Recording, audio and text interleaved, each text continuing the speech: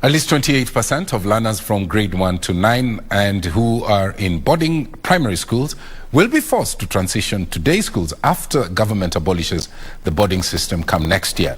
Speaking at the official opening of the Kenya Primary School Heads Association conference in Mombasa, Education Principal Secretary Belio Kipsang further said that government plans to do away with the categorization of secondary schools as part of the reforms that will streamline the competency-based curricula, or CBC if you like.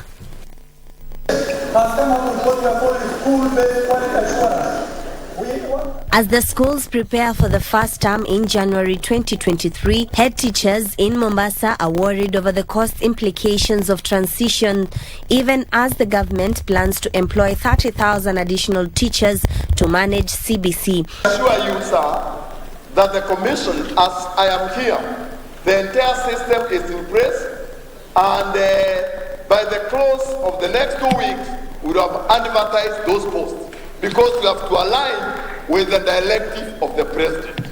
The Presidential Working Party is listening to our views on this issue of financing.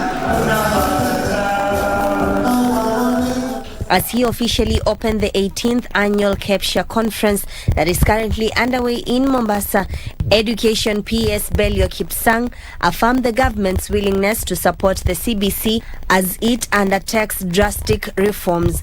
The Education Task Force is looking to scrap off boarding systems for learners in grade 1 to grade 9 while reviewing the categorization of senior schools upon the completion of their GCSE studies in 3 years' time. We have some schools called sub-county schools, others are called county schools, others are called extra-county schools, others are called national schools. They are all our schools. I know, and luckily, that our primary schools are not categorized, and yet we have not had any challenge. So we need to start socializing ourselves that we need to be with our children, and the only way we shall be with our children is for these children to be in day school environment. The government further promised to improve infrastructure, double the school feeding programs, as well as increase the allocation of the Free Primary Education National Fund. This as the PS encouraged schools to share infrastructure with other disadvantaged neighbors, as the government promises to pump more resources in the near future. 50% of your schools have produced a secondary school, and therefore it will make it easy for us to share facilities, and such facilities would include our human resource.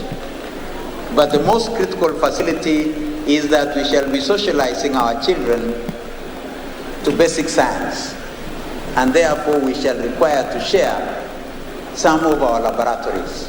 Juni Karisambele from Mombasa County.